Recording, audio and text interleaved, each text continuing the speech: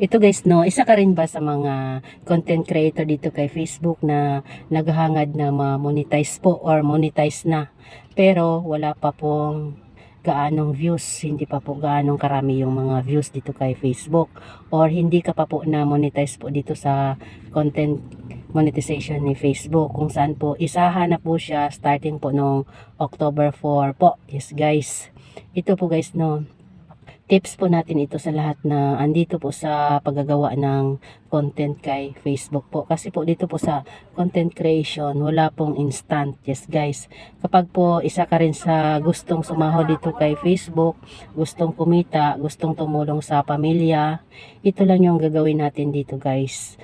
Pasensya po. Yes guys, pasensya po, haba po ng pasensya dito yung basihan at saka tiyaga po para po sa wala pa pong mga monetization, para po kayo magkaroon po ng monetization tools. Kasi kung wala kayong pasensya dito at tiyaga, wala po kayong makukuha dito kay Facebook, lalong lalo na ngayon na yung tools na mga malalaking tools ay isahan na po, katulad ng in-stream ads, ads on reels at saka bonuses. Yun lang po yung malaki po yung kitaan po dito. Sa stars, okay naman yan kung marami pong magbibigay sa atin ng stars.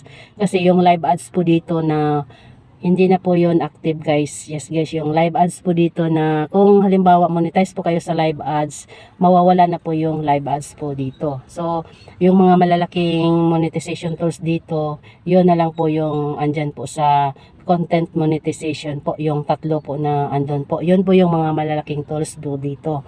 Kung wala pa ka pong tiyaga dito sa paggawa po ng content, hindi ka po guys mamomonetize. Yes guys, si Meta lang po talaga ang nakakaalam dito kung kailan po kayo i-invite po dito sa content monetization niya po dito sa Facebook. Yes guys, dapat po gumawa po kayo talaga ng original na content, engaging, para po ma-invite po kayo sa content monetization po dito kay Facebook.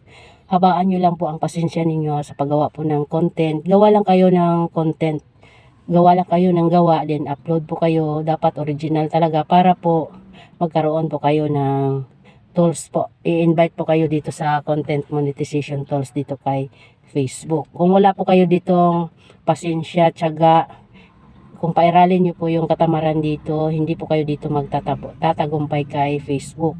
Kasi based performance po dito, kung hindi po maganda yung performance natin dito, wala po tayong mapapala po. Yes guys, hanggang tingin na lang po tayo sa mga content creator dito na malalaki na yung mga kinikita. Yes guys, yung marami nang napundar, may nagkaroon na ng kotse, nagkaroon na ng bahay, nagkaroon na ng kung ano-ano pa dyan na mabibili na po nila yung kanilang gusto nang dahil lang po dito sa paggawa po ng mga videos dito po kay Facebook. So, habaan po natin dito yung ating pasensya, gumawa po tayo ng content para po ma-invite po tayo dito sa content monetization sa mga wala pa po na-invite dito po kay Facebook. Yun lang yung susi dito guys, para tayo po ay umangat dito sa paggawa po ng content kay Facebook.